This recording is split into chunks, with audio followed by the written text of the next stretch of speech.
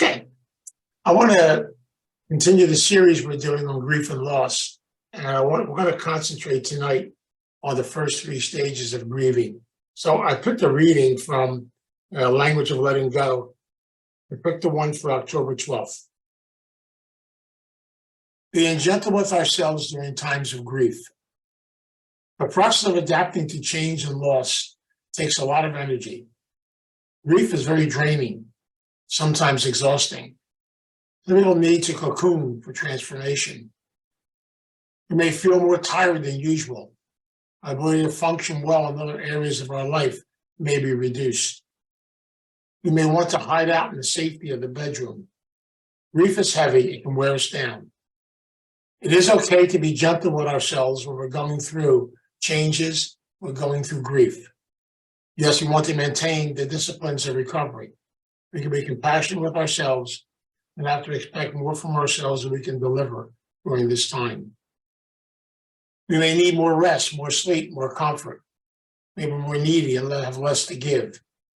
It's okay to accept ourselves and our changed needs during times of grief, stress, and change. It's okay to allow ourselves to cocoon during times of transformation. You can surrender to the process and trust that a new exciting energy is being created within us. Before long, we will take wings and fly. God, help me accept that my changed needs are in times of grief, loss, and change. I wanted to read that because I want to concentrate tonight on the first three stages of grieving: denial, anger, and bargaining. What I find to be so interesting, these three stages usually don't operate, simultaneously. They don't operate one at a time. They operate together. They're constantly, we go back and forth on them all the time. And yet these are the stages most of us get stuck in.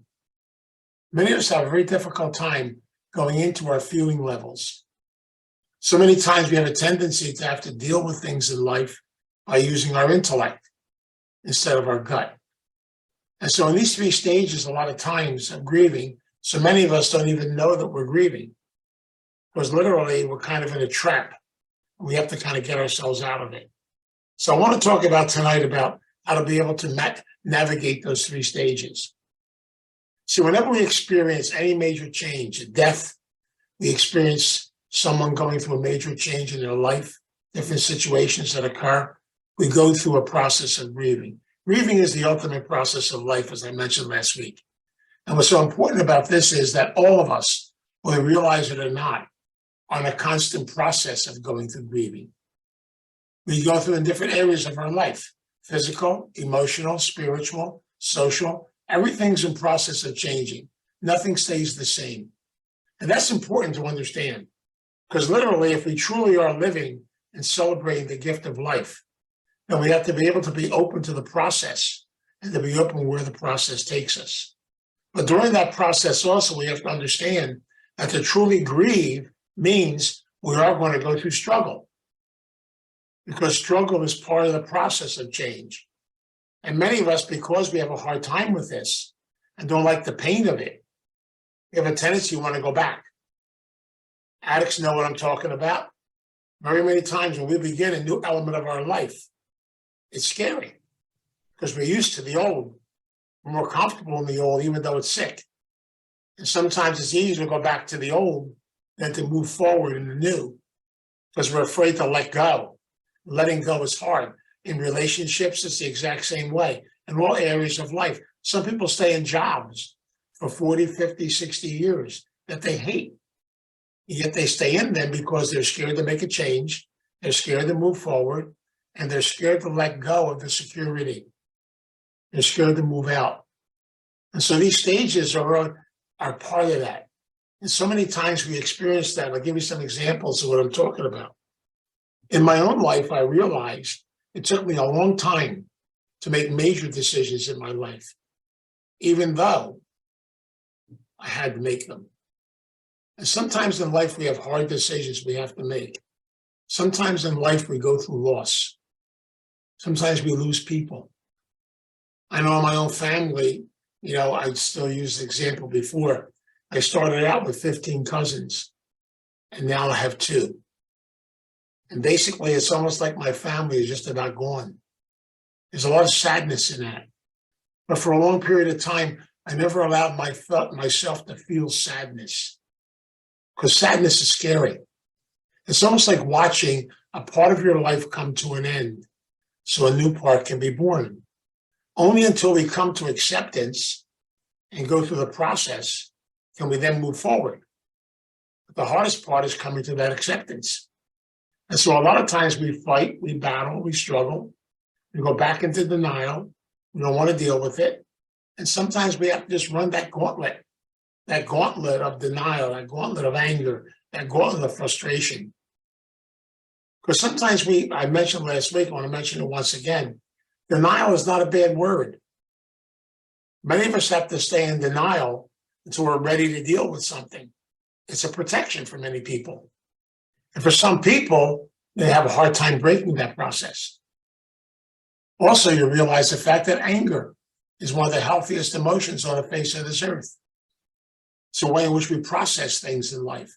But if we keep it within and we stuff it, it then becomes depression, it becomes anxiety, it becomes a lot of other different things. So we have a hard time letting that process go. And that's why so many of us live our lives like icebergs, frozen. We never get to feel, to touch the inside of ourselves. And so we literally function simply on the outside. And again, look at my own life. I spent 12 years in the seminary from the end of grammar school on, 20 years in the priesthood. And during that whole entire period of time, I was nothing but a shell. I had no idea who I was. People in recovery, even though I was in 12-step programs, people kept telling me, you got to go and look at the inside of you. You got to find out who you really are. And I kept telling them, I know who I am. I denied. I got angry at them. I got frustrated at them because I got caught up in that realm of bargaining, of constantly trying to figure things out, analyze things, trying to find answers to everything. And the amazing part about it is we try to find answers to things we don't have answers for and make ourselves crazy after a period of time. But that's how we do it. I said so many times, some crazy reason, we got to do it the hard way. We got to struggle. And I go through it almost like we have to earn it to be able to move forward. I see this so many times when I work with people that are in battered relationship situations, where they keep going back. This time it's going to be different. I'm going to go back. I'm going to work it out. You know, maybe it's my fault. And one of the biggest things we do is self-blame. And so many times in life, we see this in so many areas of life. So as a result, we have a hard time getting angry. You know, it's interesting we talk about feelings, because feelings are part of what life really is all about. And I got to share this with you. There's no such thing as a bad feeling. All feelings are feelings. That's all they are. You're allowed to have them, no matter what those feelings are, no matter what direction you're going in. Feelings are part of the journey. And many of us go feelings and then we feel guilty because we feel. I always tell the story when I was even a priest, my mother was the addict in my family and she frustrated the hell out of me. And I probably needed Naranon back then or some kind of a program. I was going to AA, but I really wasn't connected with a lot of stuff. But basically, I remember driving across the Ben Franklin Bridge and I had this wonderful, wonderful feeling. If I just open the door and push her out, I just solved the addiction problem. We'll have a nice funeral, we'll send her off, and I'll have peace and quiet. That's called a feeling. Now, if we open the door and push her out, I go to jail. The bottom line is I never understood, just like you and many of us, I was taught by my family, and so ironical. I was taught by my family and by the nuns way back in grammar school, back in the 40s and 50s. Do not get angry. And yet I had 4 aunts in my family who literally were like generals, and they were angry as hell. I had 8 nuns who scared the crap out of me. But I was told, don't you ever get angry. Angry's bad. The people who were telling me this were the ones that were angriest the most. And the bottom line is you realize after a while, it's okay to have those feelings. Somebody close to us dies. We get angry at them for dying. You know, thinking of my father. My father died when I was 26 years old. I was a young priest. I never grieved his death till years later, but I realized now I was pretty angry at my father because he left me early. My father was a man in great health, fantastic health, except he had a bad habit. He would chew on those Italian stogies, those little ropes, and he got cancer. It killed him.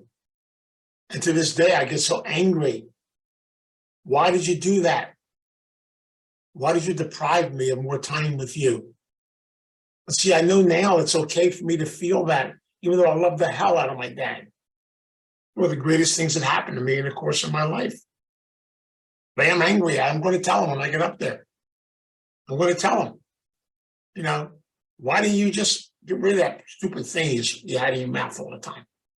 The bottom line is, things happen. So many times we also do a lot of grieving, whether you realize it or not, before people even leave us, before we make changes. The grieving may start early. I know my own journey, I can only speak for my own self, but in my own journey, I knew I wanted to leave the priesthood 10 years before I left. Never wanted to be there in the first place. It was my family's dream, not mine. And the bottom line was I was too scared to leave. It was comfortable. I was used to it, 32 years. And so the bottom line was I had a nice life. Everything was paid for. I had a house to live in. I had a housekeeper to wash my clothes, cook my meals, made my bed, did everything. It was like renting a wife. What could I tell you? The bottom line was, it was crazy. It was insane. And yet, I was scared to death to go out and start over, to begin new, to make a change, to go through the process. And I want to tell you, one of the hardest parts of grieving is to try to do it alone. You need help. You need support. You need people around you to really help you through this process. Otherwise, what happens is you cocoon, you go back into the hole. You get caught up in the grief, you become the grief. What I find so sad is so many people stay in these three stages, stay stuck in them for long periods of time where they finally are able to break free. Many times we are scared of change. We're scared to put things out there. We're scared to take risks. We're scared of new things in life. We don't realize the fact that we have to go through changes, but sometimes things happen that force us to do it. The bottom line was I knew that if I left, I have to start over again. I never functioned in the world. So when I left, I had to go on welfare. I had to actually go on food stamps. I had no place to live, so I lived in my halfway house. I was running for alcoholics back then. I basically just had to function with the best I could till I got started. And sometimes starting from scratch is what it's really all about. You know the old saying, you should start in the mailroom and work your way up. But so many people want to start at the top. I don't want to go through all that struggle. Remember a story, I'll share it with you. A lady came to see me who was trying to get a job as a teacher at the University of Pennsylvania. Now, this one was brilliant. She had all kinds of degrees. She had a strong background in teaching, and she kept applying for jobs at the university. And every time she got rejected. So one day she said to me, she said, Vince, I went and applied for a job again. And they told me the only job available is a professional assistant to one of the administrators. I said, take it. She said, what do you mean take it? I want to be a teacher. I said, take the job.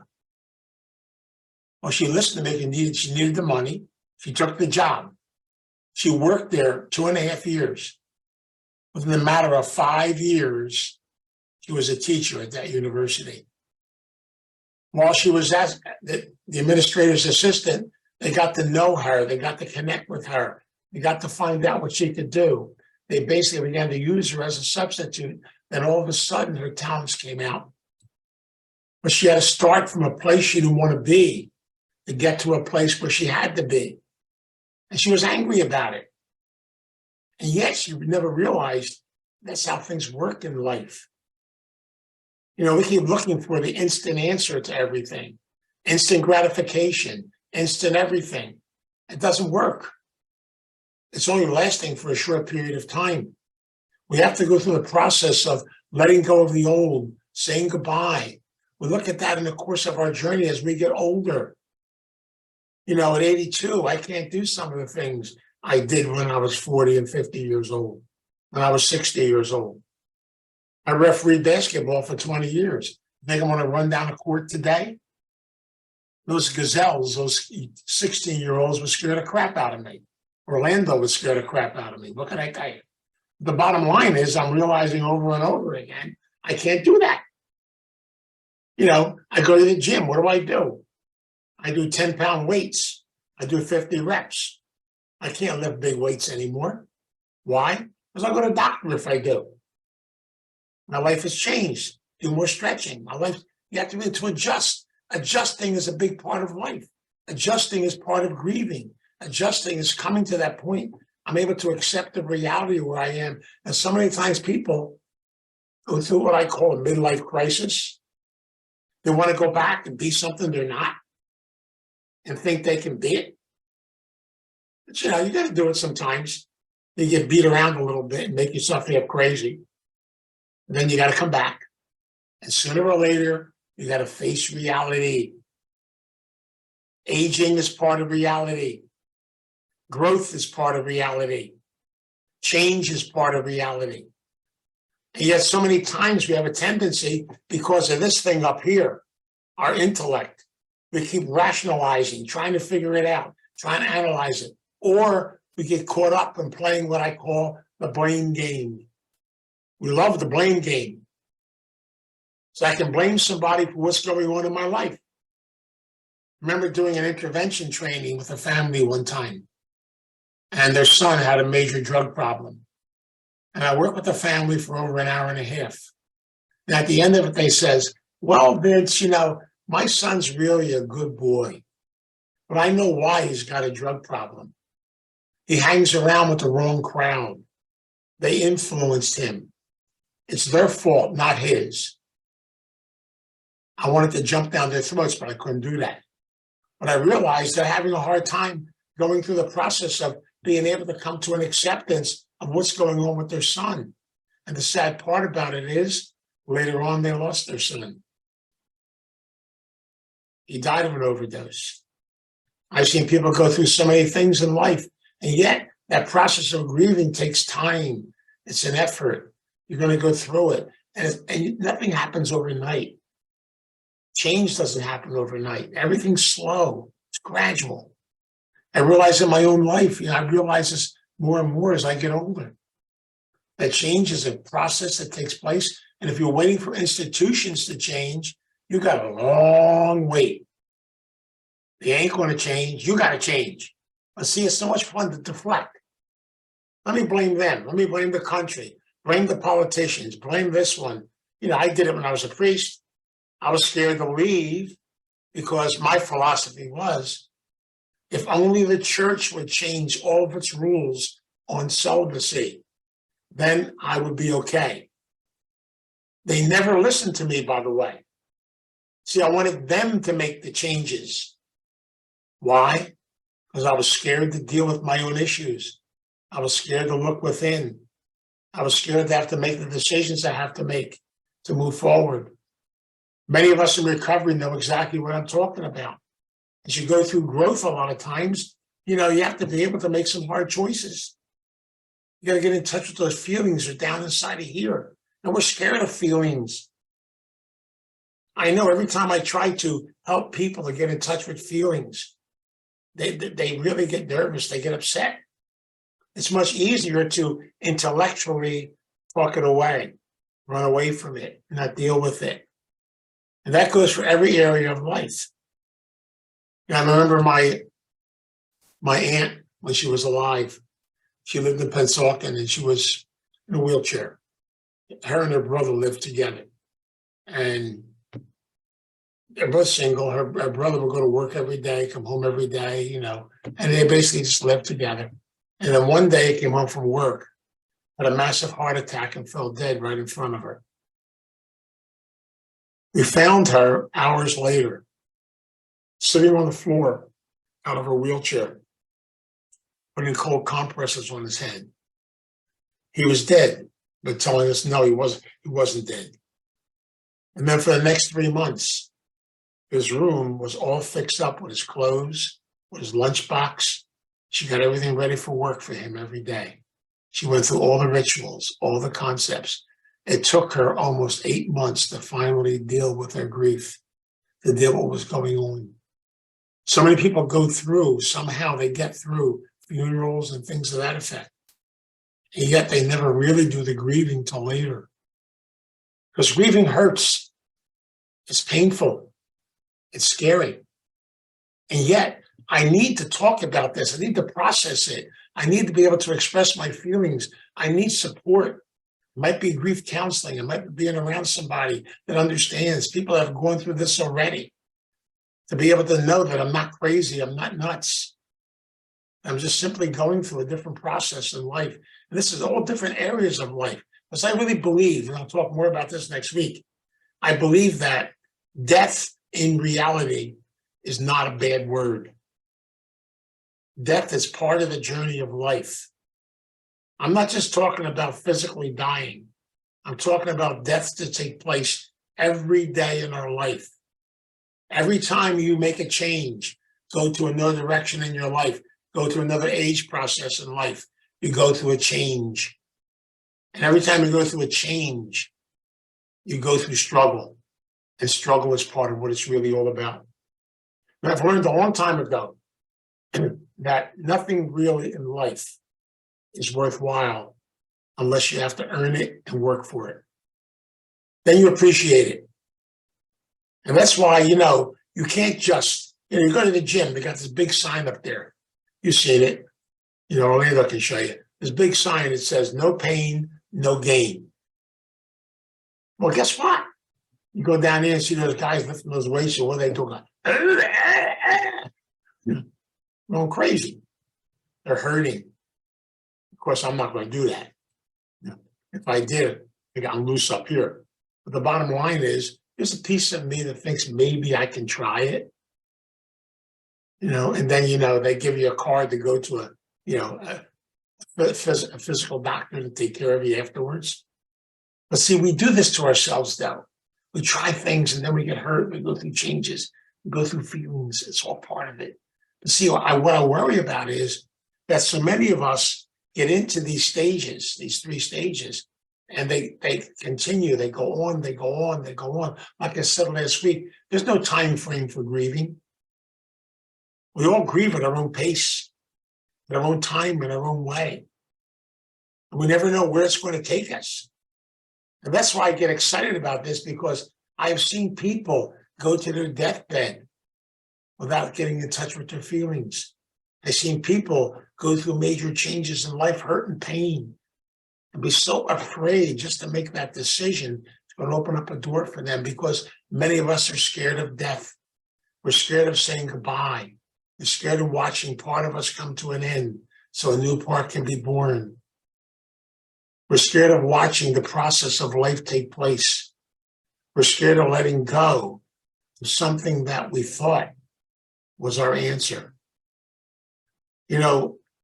Next month I'll be doing a series of lectures, on the iceberg theory. And so many of us have been trapped in that iceberg for a long period of time, frozen inside. And we're scared to get in touch with what's going on inside of me. And so many times when people start to help us to break that iceberg, to begin to melt it, it gets scary. It's much easier to stay on the outside.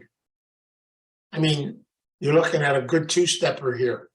I spent a good portion of my part in recovery trying to save the world and fix people and drive people crazy. But I realize now it's not my job. I can't save anybody else. The hardest thing I ever had to do in my life was look in that mirror and look at me and work on me. I didn't like that, by the way. That's scary.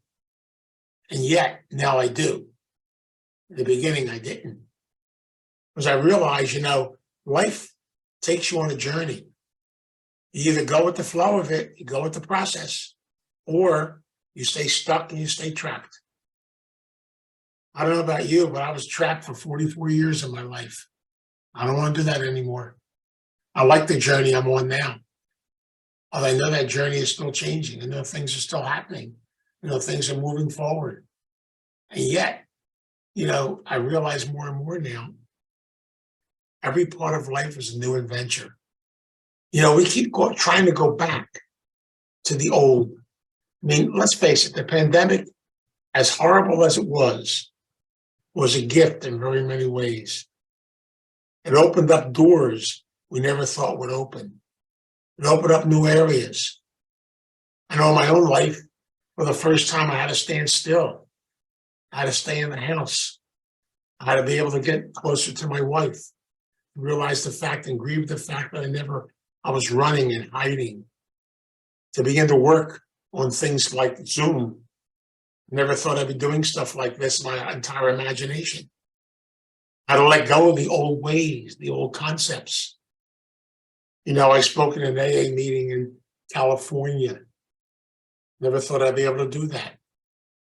And I was present at the meeting. It's amazing, isn't it?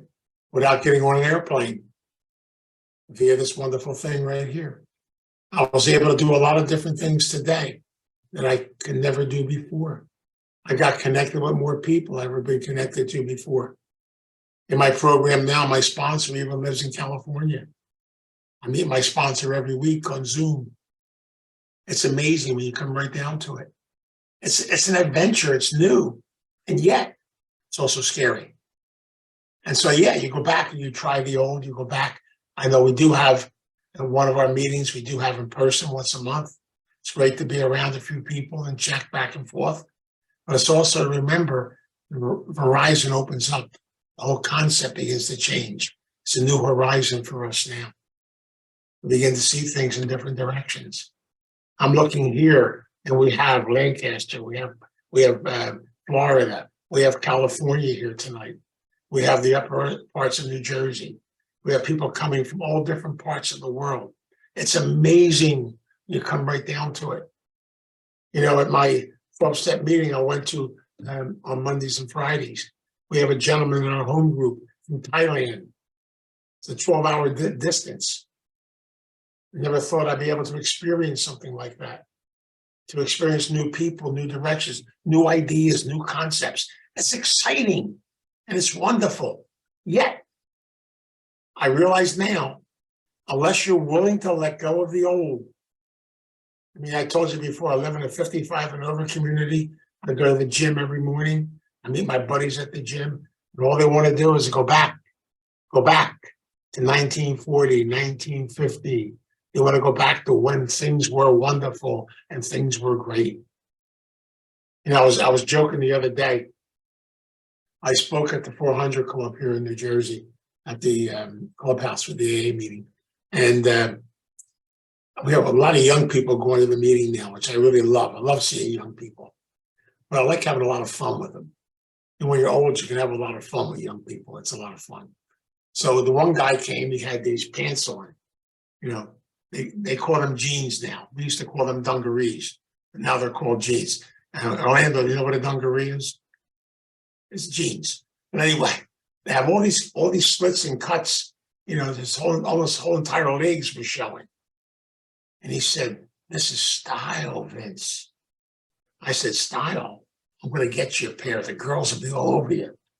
I said, "Well, I'll tell you, if you get me a pair, I'll probably use to clean the car." It's totally amazing. But the bottom line is, I said to one guy, he was sitting there, and he has these real big fancy shoes. He probably paid a fortune for them. These designer shoes. Of course, they're never tied. The shoes aren't tied. So I said, "Why don't you tie your shoes? You're going to trip." He said, "I don't have Velcro like you." I said, "You wait. One day, you're going to have Velcro too. Just hang around for a while and wait and see. You'll get your Velcro, because one of these days, you're going to be able to tie them shoes anymore. You have to change things in your life."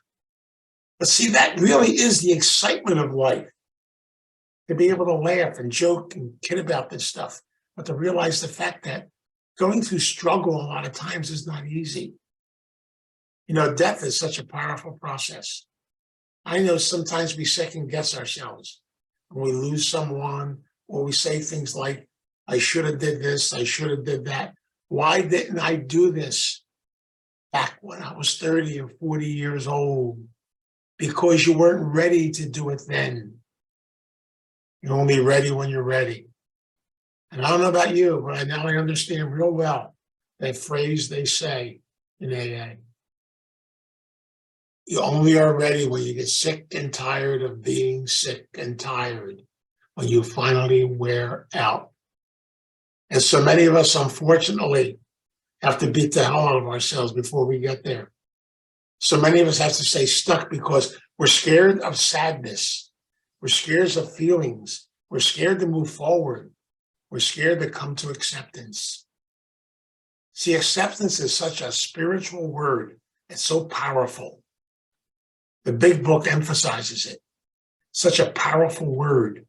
I call it one of the ultimate spiritual words, because coming to acceptance is not easy. It's not easy. It's a struggle and it's painful. But also when you come to it, you come to a sense of inner peace, a sense of tranquility. You come to a new point of your life. It's like coming alive again. I look at my own journey. I'm in an eating disorder program now, my recovery program. And I realize I'm probably healthier now at 82 than I was when I was 40. My health is better. I feel better. Yes, things have changed. Life has changed. And yet doors open, things move in new directions. That's why to truly grieve, you have to have an open mind, right? Open to new things and new directions. To truly grieve, you got to be able to feel your feelings, be in touch with them, share them, talk about them, process them.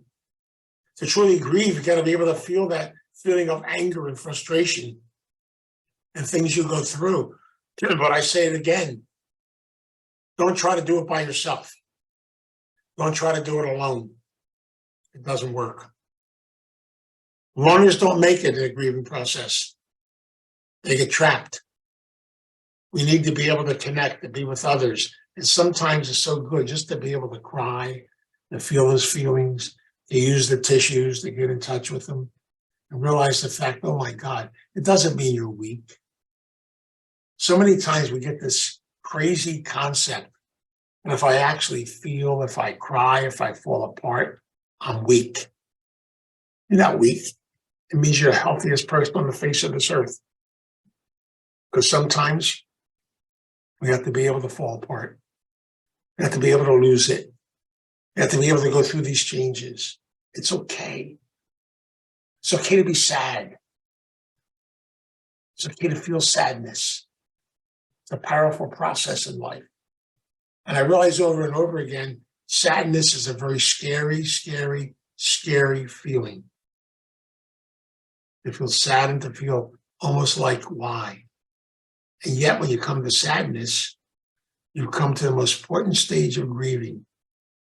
And I'll spend the whole session on sadness and death and acceptance, and because I really can't spend too much time on acceptance. It's the one thing I can't explain. I'll try to explain it, but I can't. It's something you have to come to. It's something you have to get to that point where you're ready to make that change, to make that growth. You're ready to move forward.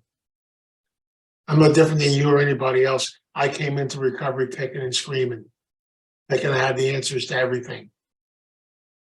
And I'm glad I had some wonderful, fantastic people who wanted to kick my rear end and get me where I'm supposed to go and push me to do things I had to do. I call them the real heroes. They had guts. Yet at the same time, I honor them today. I didn't honor them back then, believe me, I didn't. I had other words for them back then. I don't have those words anymore. But I realized we're all going to go through grieving in life, because change is part of it. Even letting go of old habits and old ways. Being able to look at things differently. Even changing your wardrobe every once in a while. You know, it's amazing. Come right down to it. You know, I don't like wearing a suit and tie, but sometimes I have to. It's part of the journey. It's part of being able to do things you have to do and move forward. And sometimes you're going to get disappointed too. Because sometimes you have this beautiful feeling inside of you that you like these things happen. Or I won't be able to say, what could I have done to make that not happen? I see this in parents a lot of times when they lose a child, a small child. Is it my fault? Could I have done something else? Could I have done this? Could I have done that? No, we can't play God. We don't know answers to things. There's many things in life there'll never be an answer to.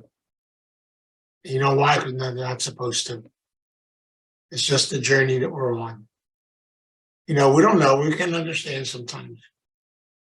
Why do some people leave early? Why do some people leave later? Why do some people go through this? I don't know. I wish I had all these answers, but I don't. And that's okay. Because I realize today, the most important thing on the journey is just to be open each day. When you wake up in the morning, say those prayers, get on your knees, start the day, gratitude. You got another day on this earth. It's powerful. It's a gift. Celebrate it. Don't be afraid to move forward. Don't be afraid to make changes. Don't be afraid to let go. Don't be afraid to say goodbye. Saying goodbye is part of life. I'll tell you, only until you learn through acceptance to be able to say goodbye to something, can you then learn how to say hello to something new. And it's painful, I know. So I guess my prayer tonight is that we are open to the messengers that the higher power sends to us in life, to the teachers God sends to us, and try to be able to be open to new things and new ways and new journeys in life, and to realize how special that is. And during this series too, we've been dedicating a lot of it to all the people on the wall back at Starting Point, our memorial wall. Over 1,100 people that have gone through our doors and are part of our journey. I don't want to forget any of them. They're all family. Because I know they're here, they're in spirit, they join us. And you can't look back, you have to look forward, but you realize the fact this journey just continues. A day at a time, a little bit at a time. But remember, please, please, please, please, don't do it alone. Don't do it alone. We need each other. We need to be connected. So let us pray. God, we come before you tonight. We ask the God of our understanding, the divine presence. We ask all the gifts that you've given us, and we look upon them through the gifts of gratitude. We thank you for the journey of life, for the journey of each day. We thank you for the experiences and things we go through in life. Teach us to realize that it's okay. It's okay for us to learn from them, to grow from them, but to release them, to say goodbye to them. There are many things in life we don't understand. And at times, we're going to get angry at you too. Because sometimes it's okay for us to get angry at you. It's okay for us to feel our feelings. It's okay for us to be upset. It's okay for us to be able to question things. It's okay for us to go through that struggle and to realize that through it all, you are constantly trying to teach and guide us. And yet, you understand our human nature, where you created us. And you know that we have to go through it at our pace when we are ready. And basically know that as long as you are with us and you guide us, we're going to be okay. Teach us, please, to ask for help, ask for guidance, both from you and from the people we meet each day in our life. Help us to get support and not have to walk this journey alone, to walk in conjunction with others. You say thank you. Thank you for the gift of life. Thank you for the grieving process. Help us to be in touch with our feelings, not to be afraid of them. Remember, it's okay. Teach us not to be afraid to shed some tears, to feel the things inside of us, and be able to constantly move forward. We pray and we ask every day, we ask for your guidance, for your direction, to help us on our journey. We never have to walk alone again.